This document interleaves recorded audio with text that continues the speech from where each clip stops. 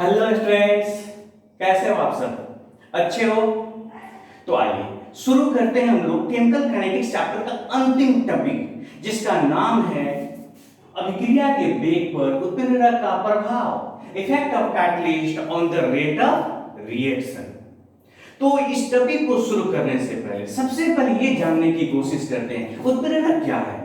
आप कह रहे होंगे, सोच रहे होंगे कि उत्प्रेरक के बारे में तो 2-3 बार बात कर चुका हूं। हाँ, एक बार और लिखते हैं, फिर आगे बढ़ते हैं। तो उत्प्रेरक क्या है, सबसे पहले जानेंगे कि कैटलिस्ट क्या है, और फिर ये जानेंगे कि ये उत्प्रेरक जो है अभिक्रिया के वेग को कैसे प्रभावित करता है।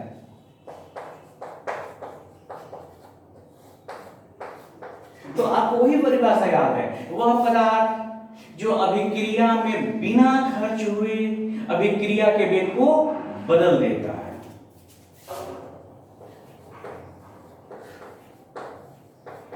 वह पदार्थ जो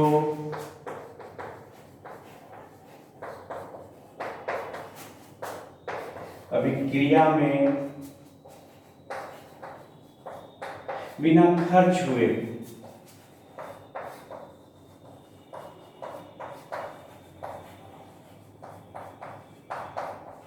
अभिक्रिया के वेग को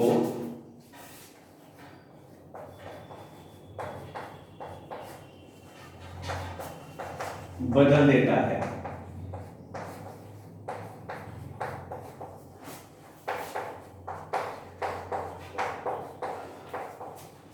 उत्प्रेरक कहलाता है।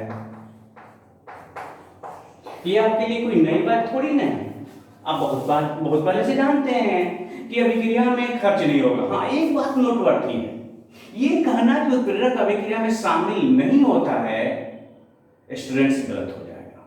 उत्प्रेरक अभिक्रिया में टेम्पोररी रूप से, अस्थायी रूप से शामिल होता है। हाँ, प्रोडक्ट का हिस्सा नहीं होता। प्रोडक्ट जैसे बनता है उत्प्रेरक अपना साइड ले लेता है। तो कैसे होता है पूरी प्रक्रिया को समझिए। लेकिन ये देखिए एक एग्जांपल, आप ये है KCnO3 पोटेशियम क्लोराइड है, आप इसको हीट कर दीजिए। अभिक्रिया धीरे धीरे होगी, हीट नहीं करेंगे तो बिल्कुल ही नहीं होगी। लेकिन जैसे ही आप इसमें MnO2 मिलाओगे ना, एकदम तेज धनाधन अभिक्रिया रफ्तार पकड़ेगी और बनेगा KCl और O2। आप चाहे तो बैलेंस कर दें, 2 लगाइए, 2 और ये हो गया 3। तो यहां पर ये जो है MnO2, इसी को हम लोग क्या कहते हैं, कैटलिस्ट। क्योंकि जब ये आया तो अभिक्रिया की गति क्या हो गई, बढ़ गई। अब आपके मन में एक बात तो आ ही रही होगी कि आखिर अभिक्रिया ऐसा क्या करता है कि अभिक्रिया की गति को बढ़ा देता है और अभिक्रिया में बिना खर्च हुए अभिक्रिया से बाहर भी निकल जाता है।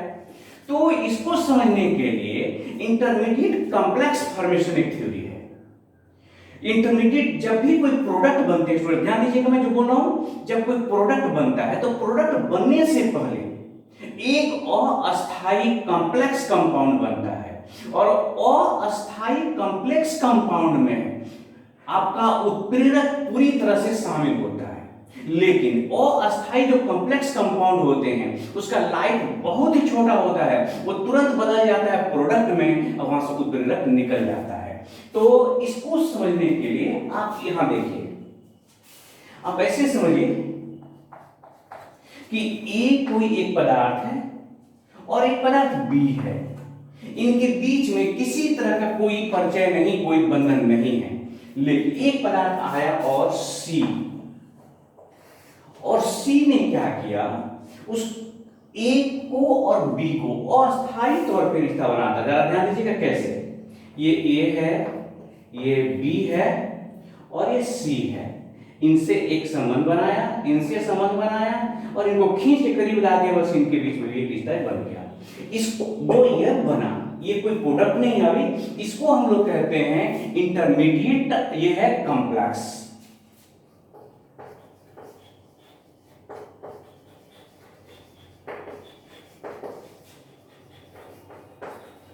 ये अस्थायी है, अनस्टेबल है, अस्थायी। और ये तुरंत क्या होता है, ये टूट जाता है। इसका लाइफ बहुत ही छोटा होता है, ये टूट गया। देखिए A और B के बीच बंधन बन गया और सी जो है फिर जो करके बाहर निकल गया। तो ये हो गया आपका प्रोडक्ट। तो यहां पर ये था रिएक्टेंट,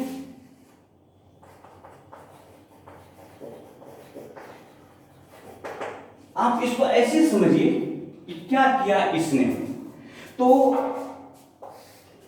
यहां पर एक्स और वाई नाम के दो व्यक्ति हैं, इनके बीच में आपस में कोई संबंध नहीं, कोई परिचय नहीं। एक व्यक्ति आता है, मान लीजिए कि जेड है, वो वाई को भी जानता है और एक्स को भी जानता है। तो आया, दरवाजे पर अपने खड़ा है, जैसे गुजर रहा है, एक्स बोले भाई क्या कर रहे हो, हाथ मिलाया क्या कर रहे हो, तब तक वाई आगे उनसे भी हाथ मिलाया क्या कर रहे हो। फिर पूछता है ये जेड कि एक वाई से कि एक्स को जानते हो, बोले ना। इससे पूछता है जेड एक्स से कि क्या वाई को जानते हो ना, बोले कोई बात नहीं भाई, ये हमारे मित्र हैं, अच्छे मित्र हैं। और इस तरह से इस दोनों के बीच में आ गया, ये एक्स हो गया, वाई हो गया, जेड हो गया। इन दोनों को आपस में कनेक्ट करने का काम कौन किया, जेड ने किया। और जैसे ही इन दोनों के बीच में एक गहरा रिश्ता बना, मजबूत रिश्ता बना और ये प्रतिफल के रूप में चेंज हुए, वैसे ही जेड वहां से फिर क्या हो जाता है, बाहर हो जाता है। तो इस तरह से इंटरमीडिएट कॉम्प्लेक्स जो फॉर्मेशन है, यहां पर देखिए ध्यान से, उत्प्रेरक आपका शामिल होता है। ये है आपका कैटलिस्ट, वहां पर ये शामिल होता है और फिर बिना किसी चेंज के, विदाउट एनी चेंज, कैटलिस्ट क्या हो गया आपका, बाहर भी हो गया। तो यही है आपका थ्योरी कहता है कि कैसे अभिक्रिया के दौरान इंटरमीडिएट कॉम्प्लेक्स फॉर्मेशन में उत्प्रेरक शामिल होता है, लेकिन जैसे ही ये शॉर्ट लाइफ होता है, इसका बहुत ही शॉर्ट लाइफ होता है, अस्थायी होता है, चेंज होता है प्रोडक्ट में, वहां से उत्प्रेरक निकल जाता है। आप इसको नोट करें और फिर उत्प्रेरक के अनेक और गुणों की चर्चा हम करते हैं। आइए स्टूडेंट्स, अब समझने की कोशिश करते हैं उत्प्रेरक के कुछ महत्वपूर्ण गुण के बारे में। तो सबसे पहला बात तो ये समझिए, पॉइंट नंबर 1 में हम आपको बताने जा रहे हैं कि जो उत्प्रेरक होता है ना, वो अभिक्रिया के दौरान खर्च नहीं होता, सही बात है, लेकिन उत्प्रेरक की जो भौतिक अवस्था है, रंग है, वो बदल सकता है। तो पहला पॉइंट है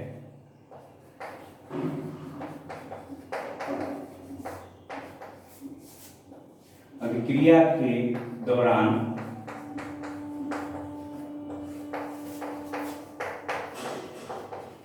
उत्प्रेरक का भौतिक अवस्था, अगर आपने ठोस डाला है तो हो सकता है कि पिघला हुआ उत्प्रेरक में भौतिक अवस्था बदल सकता है। भौतिक अवस्था बदलने का मतलब आप ये भी समझिए कि निश्चित रूप से उसका शेप साइज बदल सकता है। पॉइंट नंबर 2, उत्प्रेरक अभिक्रिया के दौरान इंटरमीडिएट कॉम्प्लेक्स फॉर्मेशन में हिस्सा लेता है।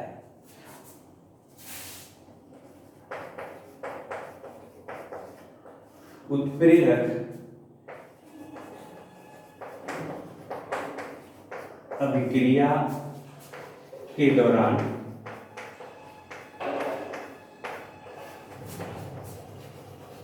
इंटरमीडिएट कॉम्प्लेक्स फॉर्मेशन करता है।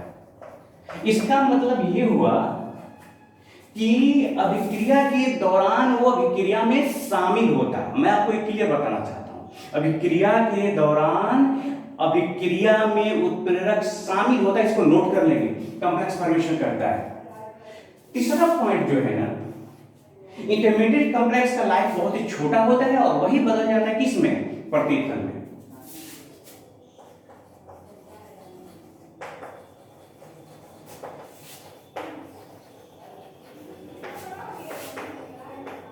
का बहुत छोटा होता है और वह मतलब इंटरमीडिएट कॉम्प्लेक्स वह प्रोडक्ट में बदल जाता है। मतलब जो इंटरमीडिएट कॉम्प्लेक्स बना वो इंटरमीडिएट कॉम्प्लेक्स ही अभी मैंने आपको दिखाया कि अगर ए और बी नाम का कोई पदार्थ है, एक सी आया, तो सबसे पहले ए बी और सी के बीच में एक अस्थायी बंधन बनता है एंड इसी को हम लोग क्या कह देते हैं, इंटरमीडिएट कॉम्प्लेक्स कहते हैं, और यही बदल जाता है किसमें, तो ये प्रोडक्ट में बदल जाता है। अब आइए नेक्स्ट बात, उत्प्रेरक की छोटी सी जो मात्रा है ना, एक बड़े अभिक्रिया को संपन्न करा सकती है।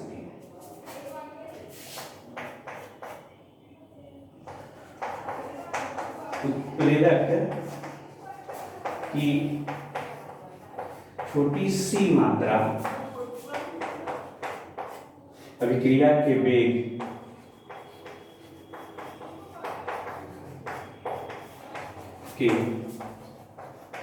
वेग को बहुत अधिक बदल सकता है, बहुत ज्यादा परिवर्तित कर सकता है, वेग को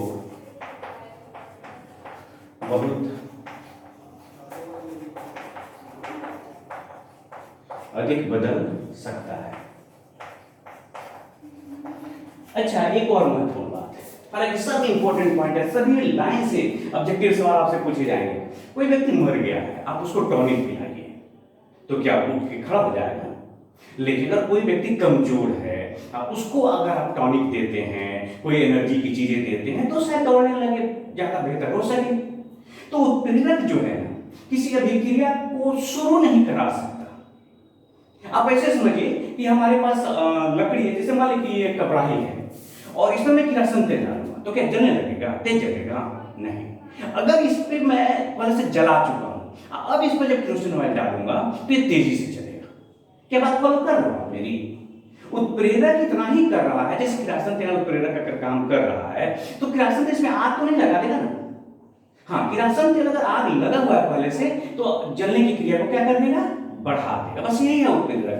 मतलब कोई जो उत्प्रेरक होता है अभिक्रिया की शुरुआत नहीं करा सकता, पहले से शुरू अभिक्रिया में ही उत्प्रेरक अपना उत्प्रेरक का गुण दिखाता है। इसका मतलब ये हुआ कि जो स्पॉन्टेनियस और नॉन स्पॉन्टेनियस हमने आपको पहले बताया हुआ है, स्पॉन्टेनियस रिएक्शन, नॉन स्पॉन्टेनियस का मतलब जो स्वयं अभिक्रिया शुरू हो जाए या जिसको एक बार अभिक्रिया को शुरू कर दे और चलता रहे।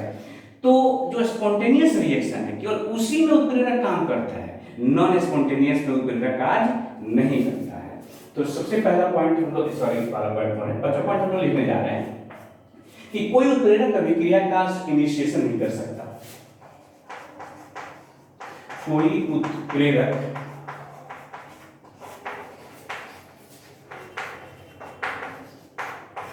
अभिक्रिया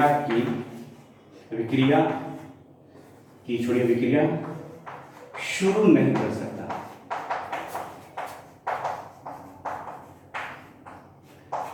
नहीं कर सकता है मतलब पहले से शुरू अभिक्रिया में ही उत्प्रेरक अपना कार्य कर सकता है। तो इसको हम ऐसे कहेंगे कि स्पॉन्टेनियस अभिक्रिया को ही उत्प्रेरक केवल उत्प्रेरित करते हैं, नॉन स्पॉन्टेनियस को नहीं। केवल स्पॉन्टेनियस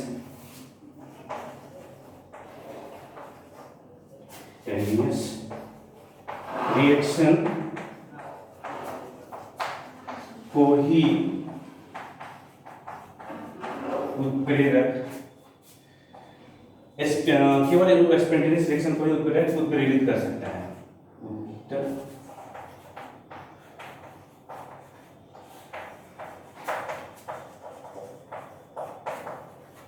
नॉन स्पॉन्टेनियस को नहीं। नॉन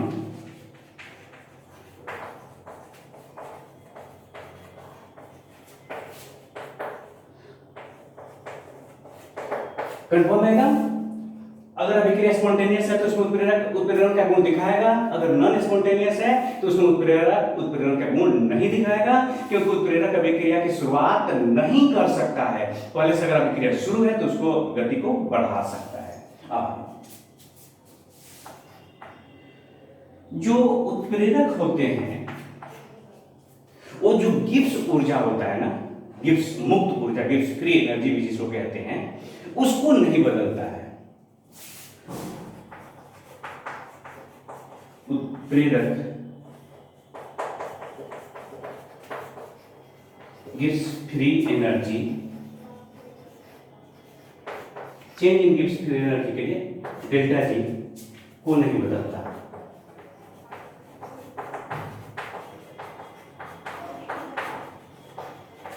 इतना ही नहीं, उत्प्रेरक चाहे कोई भी हो, जो चेंज इन एंथैल्पी या डेल्टा एच उसका भी मान नहीं बदलता।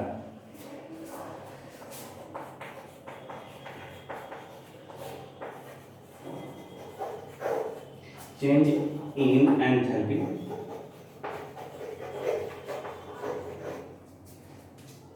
इसको हम लोग डेल्टा एच कहते हैं, को नहीं बदलता।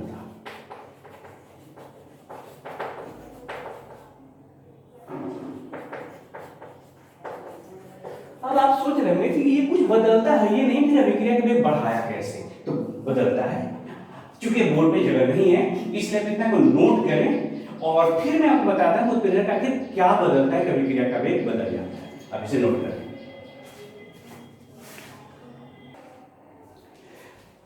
आइए स्टूडेंट्स, अब ये समझने की कोशिश करते हैं कि आखिर तब कैटलिस्ट करता ही क्या अभिक्रिया में। तो इसको ऐसे समझिए,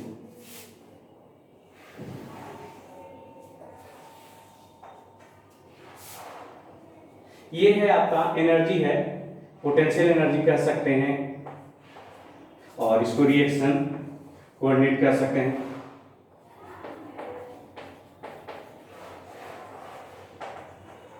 या समझिए कि क्या करता है कैटलिस्ट रिएक्शन में। मान लीजिए, कल्पना करिए कि आप किसी शहर में आपके चाचा रहते हैं, उनसे आपको मिलने जाना है, ये आप है, आप जंक्शन से उतरे, ट्रेन से उतरे और फिर आप यहाँ से चल दिए।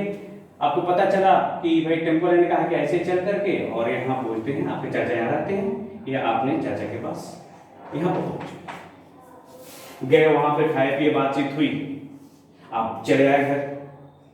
चाचा ने पूछ लिया तो भाई किधर से हो, क्या है, फिर दोबारा गए तो आप जैसे ही आप उतरे, आपके चाचा ने फोन करके, चाचा मैं आ गया हूँ, तो यहाँ पे आए चाचा आपसे मिलने के लिए। फिर आप जैसे इधर बढ़े तो चाचा ने बोला, अरे बुर्बक उधर कहाँ जा रहा है, इधर आ, देख इधर।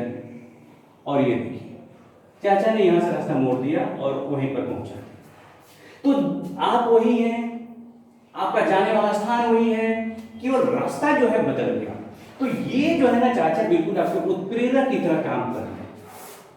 ये कैटलिस्ट यही जो है ना, क्या कहते, तो रास्ता जो है छोटा हो गया। तो पहले आप जानेंगे थोड़ा सा इस चीज को हम लोग इस तरह से समझते हैं कि ये हो गया आपका यहां से यहां तक ये एक्टिवेशन एनर्जी, ई एक्टिवेशन एनर्जी विदाउट कैटलिस्ट।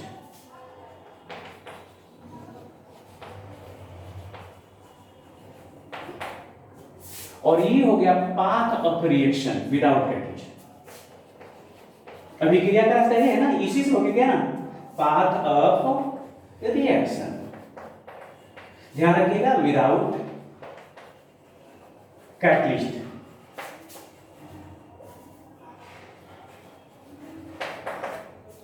अब ये भी तो पाथ ऑफ रिएक्शन ही कहलाएगा, लेकिन ये पाथ ऑफ रिएक्शन है कौन सी, तो विद कैटलिस्ट। ये भी है path of reaction he, path of reaction, लेकिन यहां पर क्या हो गया, विद कैटलिस्ट।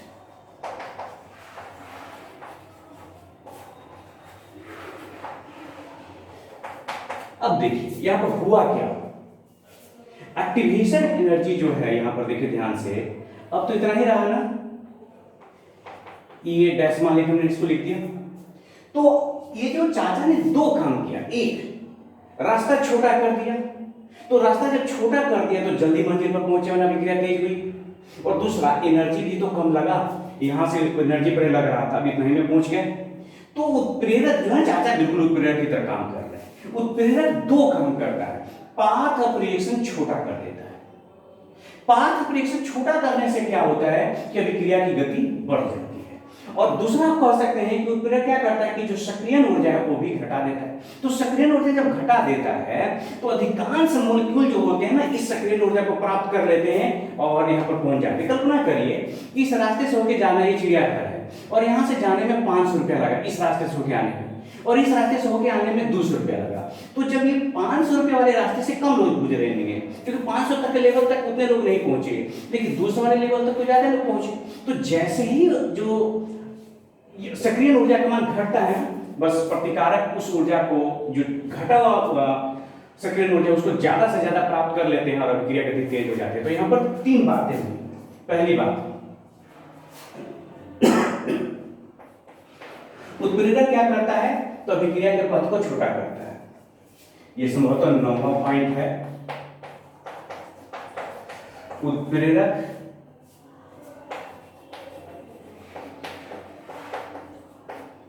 अभिक्रिया के पाथ को, रास्ता को क्या करता है, छोटा करता है। अब ध्यान दीजिएगा, पहला काम, जैसे उसने छोटा किया बस हुआ क्या, सक्रिय ऊर्जा घटा देता है।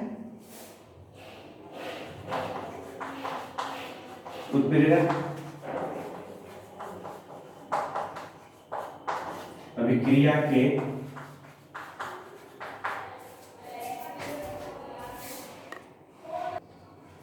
डिस्टर्बेंस के लिए खेल है स्टूडेंट्स।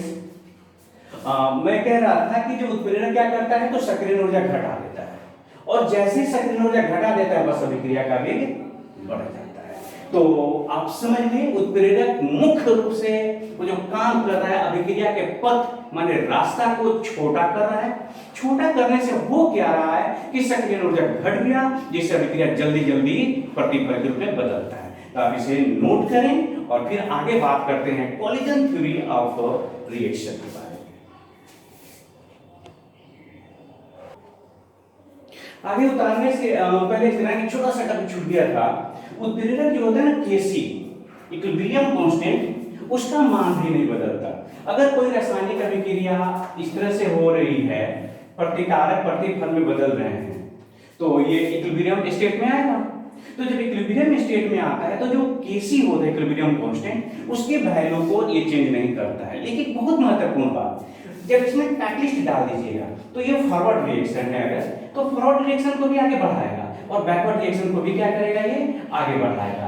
तो इस तरह से ये फॉरवर्ड रिएक्शन और बैकवर्ड रिएक्शन दोनों को बढ़ाता है। तो होता क्या है कि उत्प्रेरक जो साम्य अवस्था स्थिरांक केसी है ना, इसको जल्दी प्राप्त करने में मदद करता है, लेकिन इसके जो मान इसको चेंज नहीं करता है। तो याद रखिएगा, जो कैटलिस्ट होते हैं साम्य अवस्था स्थिरांक को नहीं बदलते हैं, लेकिन साम्य अवस्था स्थिरांक को जल्दी प्राप्त करने में क्या करते हैं, मदद करते हैं। याद रहेगा ना आपको, साम्य अवस्था स्थिरांक को जल्दी प्राप्त करने में मदद करते हैं। अगर कोई अभिक्रिया इस तरह से हो रही है जिसमें बैकवर्ड रिएक्शन फॉरवर्ड रिएक्शन हो रहा है, तो फॉरवर्ड रिएक्शन को जिस दर से आगे बढ़ाता है उसी दर से वो बैकवर्ड रिएक्शन को भी बढ़ाता है, और इस तरह से साम्य अवस्था स्थिरांक जल्दी प्राप्त होता है। नोट।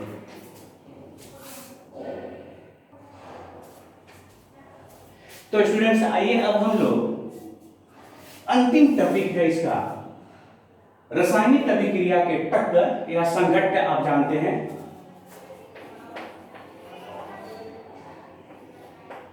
संघट्ट का सिद्धांत, तो हम लोग इसी टॉपिक को अब पढ़ने वाले हैं। ये क्या चीज है, तो देखिए, सबसे पहले तो ये जानिए, जो कॉलिजन थ्योरी ऑफ केमिकल जो रिएक्शन है, केमिकल रिएक्शन, इसके बारे में 1916 से 18 के बीच में 2 वैज्ञानिक, मैक्स ट्राउज और एक दूसरे वैज्ञानिक थे विलियम लेविस, इस 2 वैज्ञानिकों ने को प्रतिपादित किया है। अब आइए दूसरी चीज, आप लोग 11th क्लास में काइनेटिक थ्योरी ऑफ मॉलिक्यूल पढ़े हैं गैसों के लिए, गैसों के अणुगतिक सिद्धांत, ये उसी पर आधारित है, याद रखिएगा। लिख देते हैं, यह सिद्धांत काइनेटिक थ्योरी ऑफ मोलिक्यूल पर आधारित है।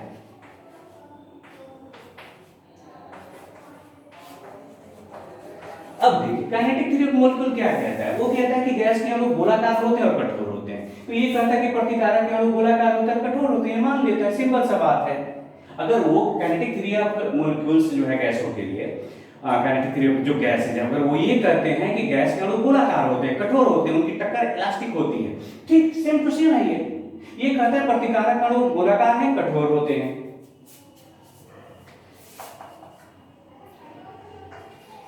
इस सिद्धांत के अनुसार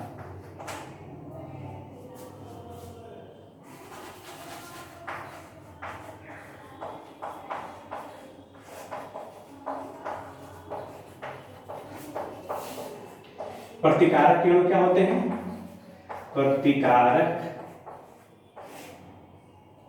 के अणु को गोलाकार एवं कठोर माना जाता है।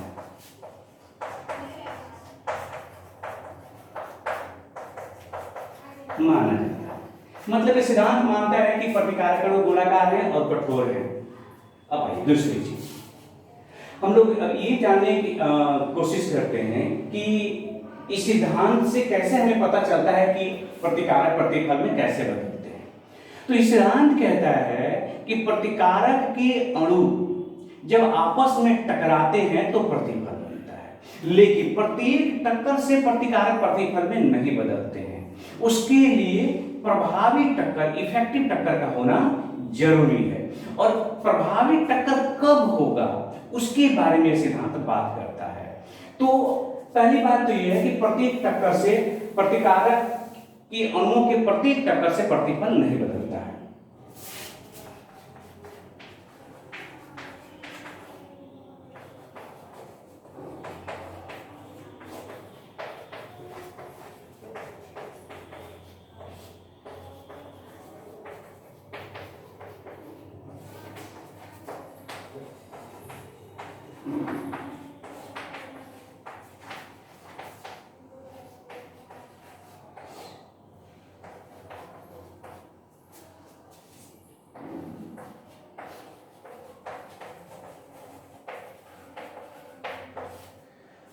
प्रतिफल बनता है, लेकिन प्रत्येक टक्कर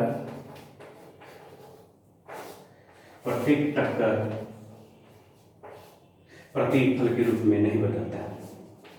प्रतिफल के रूप में नहीं बदलता है। इसके लिए क्या होना चाहिए, इसके लिए प्रभावी टक्कर होना चाहिए। अब हम बात करेंगे प्रभावी टक्कर का मतलब। इसके लिए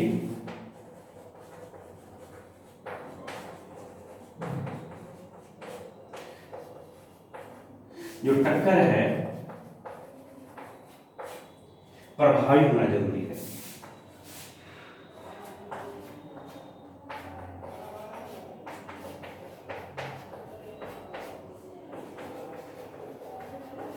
अब सवाल है कि प्रभावी टक्कर का मतलब क्या होता है, और एक और शब्द का प्रयोग किया जाता है, टक्कर आवृत्ति। तो पहले समझते हैं टक्कर आवृत्ति क्या है, फिर प्रभावी टक्कर क्या है, और फिर उसके एग्जाम्पल देखते हैं। तब तक आप इसको नोट करिए।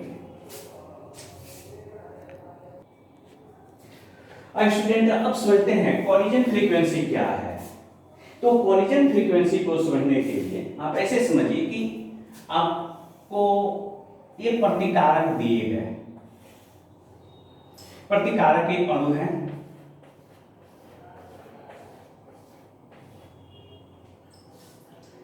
प्रतिकारक के अणु ये जो हैं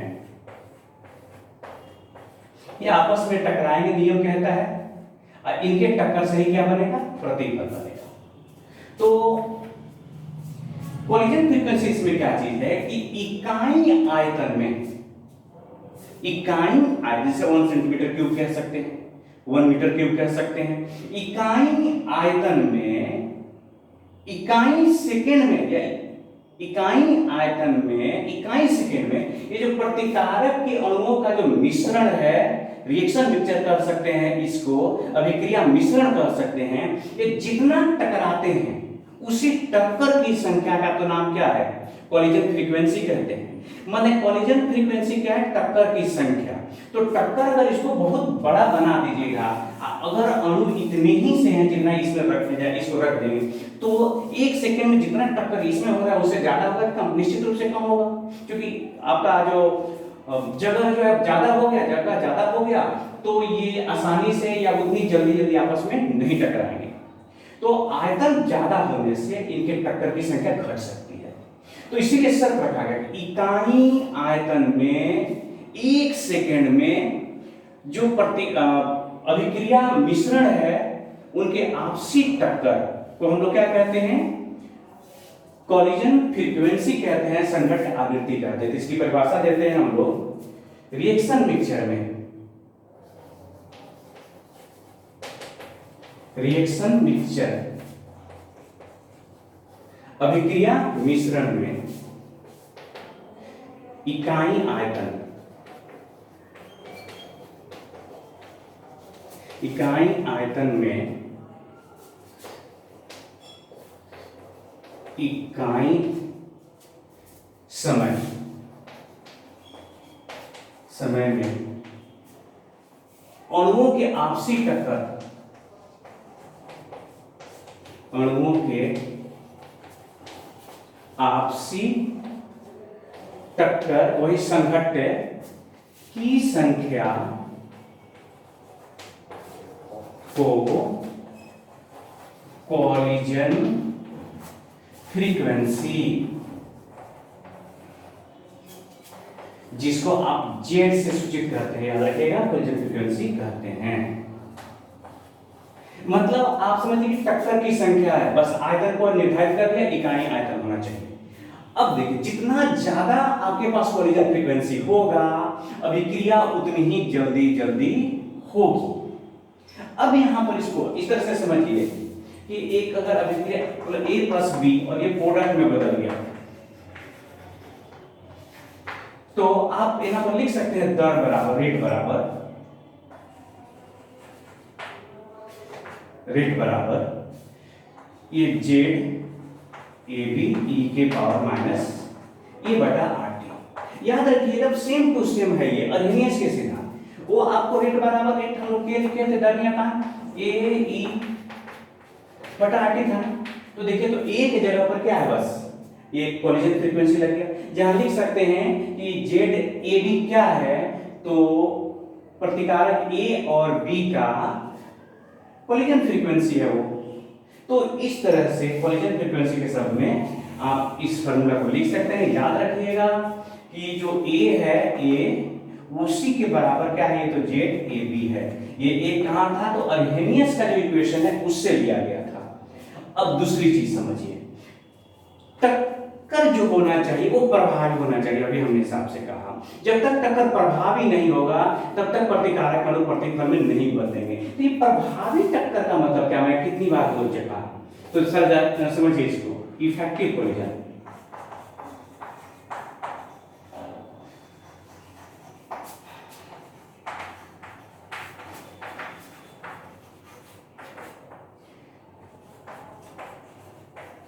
संघट्ट टक्कर प्रभावी होने का मतलब हुआ कि आप देखिए ये मैं इस पे बल लगा रहा हूं लेकिन नहीं टूट रहा, तो एक निश्चित मात्रा से ज्यादा बल लगाऊंगा, ऊर्जा लगाऊंगा तो टूटेगा। तो पहला तो प्रभावी टक्कर होने का पहला जो शर्त तो ये है कि प्रतिकारक के जो अणु हैं उनकी जो काइनेटिक एनर्जी है, जो गतिज ऊर्जा है, वो पर्याप्त होनी चाहिए, तब जाकर के आप थोड़ा मारेंगे इसका तो थोड़ा टूट जाएगा। इस तरह से एक कस कर थोड़ा मारेंगे टूट जाएगा।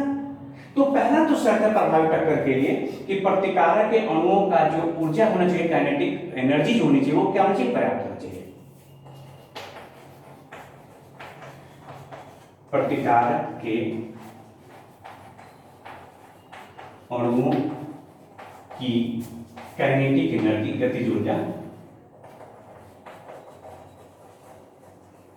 क्या होनी चाहिए, पर्याप्त होनी चाहिए, सफिशिएंट होना चाहिए।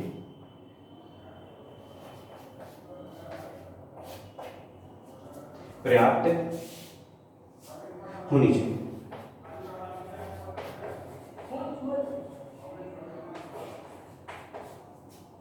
दूसरी चीज, केवल काइनेटिक एनर्जी प्राप्त होने से ही अभिक्रिया जो होगा, जो टक्कर होगा वो क्या होगा, प्रभावी नहीं हो सकता। जैसे इसे देखिए, इसी चौक को हम लोग लेते हैं, इस चौक पे मैं दबाव डाल रहा हूं, लेकिन फिर भी नहीं टूट रहा है, क्योंकि मैं जो दबाव डाल रहा हूं ना, ऐसे डाल रहा हूं दोनों साइड से। लेकिन अगर मैं इसको 20 साइड से दबा दूं तो टूट जाएगा।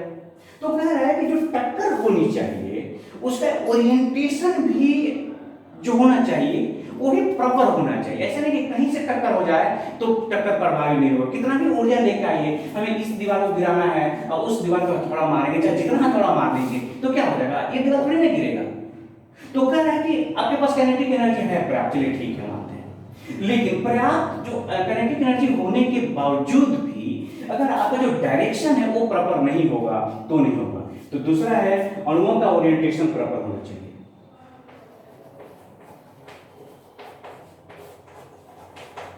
अणुओं का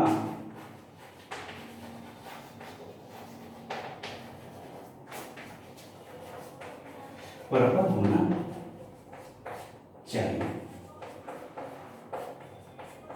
अब इस दो चीजें, काइनेटिक एनर्जी सफिशिएंट हो और अणुओं का ओरिएंटेशन प्रॉपर हो, तो क्या होता है कि प्रतिकारक के जो अणु होते हैं उनके पुराने बंधन टूट जाते हैं और नए बंधन का निर्माण हो जाता है। बस यही दो। तो अगर दो शर्तें हैं, अगर ये दो चीजें हो जाती है तो टक्कर क्या होता है, प्रभावी होता है। इससे क्या होता है, तो प्रतिकारक के अणु के पुराने बंधन टूट जाते हैं। याद रखिएगा, प्रतिकारक के अणुओं के पुराने बंधन जो होते हैं ना, पुराने बंधन टूट जाते हैं और नए बंधन का निर्माण होते हैं। नए बंधन का निर्माण होता है। तो नए बंधन होने वाले प्रतिफल बन जाना। तो ये कब होगा, तो जब टक्कर कैसा होगा, आपका प्रभावी होगा। तो अब इस प्रभावी टक्कर को समझने के लिए हम लोग एक एग्जाम्पल लेते हैं और उसको समझते हैं कि कैसे टक्कर प्रभावी होगा तो अभिक्रिया होगी, और कैसे प्रभावी टक्कर नहीं हुआ और अगर ओरिएंटेशन सही नहीं हुआ तो अभिक्रिया नहीं होगी। तो फिर आप इसे नोट करिए और फिर उसके बाद स्टूडेंट्स, प्रॉपर ओरिएंटेशन का क्या मतलब है, एक एग्जांपल से समझते हैं। देखिए CH3Br है, OH माइनस अभिक्रिया हुआ, CH3OH हुआ प्लस Br माइनस निकल गया। प्रभावी जो टक्कर है उसमें ओरिएंटेशन का क्या मतलब है, कैसे प्रभाव डालता है, जरा समझिए। तो हमारे पास C है, इसको समझते हैं, ये H है, स्वाभाविक तौर पे आप समझ रहे हैं ये डेल्टा माइनस होगा और ये डेल्टा प्लस होगा। अब आ गया यहाँ पे OH माइनस। अब देखिए यहाँ दो इसके हम लोग तरीके निकालते हैं, देखते हैं, एक प्रॉपर ओरिएंटेशन, एक इम्प्रॉपर ओरिएंटेशन। तो हम सबसे पहले देखते हैं प्रॉपर ओरिएंटेशन का क्या मतलब होगा। यहां पर आपको डेल्टा माइनस कर सकते हैं तो देखिए यहां प्रॉपर ओरिएंटेशन ये है माइनस और ये है माइनस और यहां पर है प्लस। तो जैसा ये अटैक आकर के यहां से अगर ये बैक से इसको अटैक करता है प्लस पे, तो ये होगा कैसे, तो OH माइनस C है,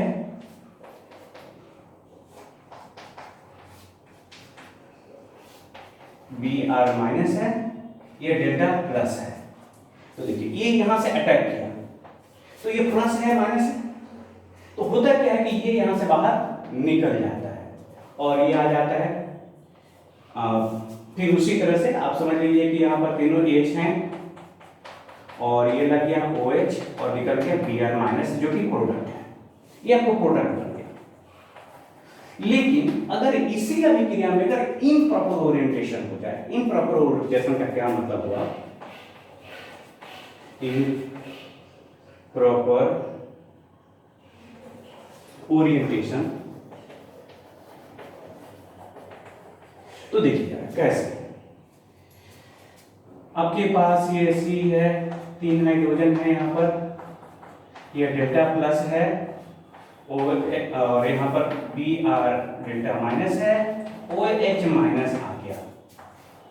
तो अब देखिए यहाँ पर ये माइनस और ये माइनस, ये एक दूसरे को कभी एक्सेप्ट करेंगे, ये तो एक दूसरे को विकर्षित कर देगा, नहीं तो रिपल्सन हो जाएगा, विकर्षण हो जाएगा। तो विकर्षण जब होगा तो ये क्या करेगा, इसको इधर दूर भगाएगा इधर, और ये इसको भगा देगा इधर, और इस तरह से यहां पर कोई प्रोडक्ट, नो प्रोडक्ट, कोई प्रोडक्ट नहीं बनेगा।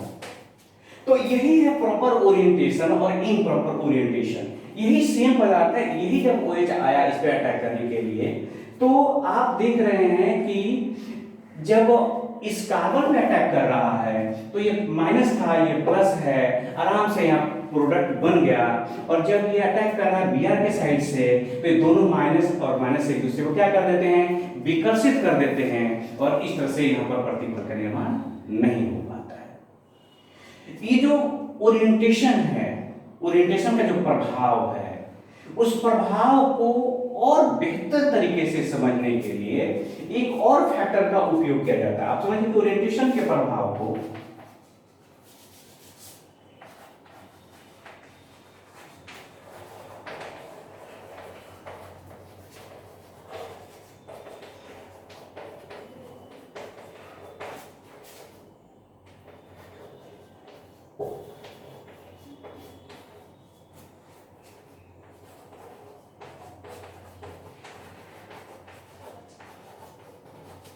समझने के लिए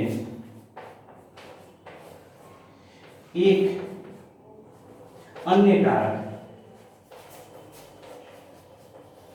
कारक P, इस P को कहते हैं हम लोग ओरिएंटेशन फैक्टर है। ये इसको ओरिएंटेशन फैक्टर कह सकते हैं या स्टेरिक फैक्टर कहते हैं।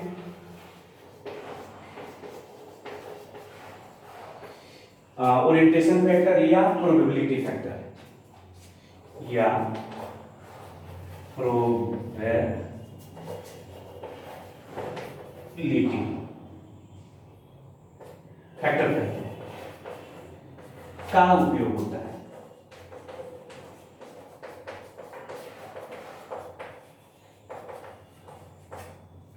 अब देखिए, अगर आपने लिखा था, यहां पर एक लाइन लिखना चाहेंगे हम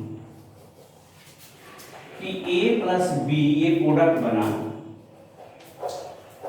तो अब अगर प्रोबेबिलिटी फैक्टर को लगा दें हम लोग, तो जो दर हो जाएगा वो होगा P Z A B E के पावर माइनस ए बटा आर। और इस तरह से स्टूडेंट्स ये जो हम लोग का जो चैप्टर है केमिकल काइनेटिक्स समाप्त होता है। आपको किसी तरीके का कोई समस्या है, कोई दिक्कत हो रही है, तो एक बार आप कमेंट करके मुझे बताएंगे। उस टॉपिक पर मैं दोबारा वीडियो बनाने की कोशिश करूंगा और उसके बाद हम लोग नेक्स्ट चैप्टर में आएंगे। तब तक अपना ख्याल रखिए। जय हिंद, जय भारत।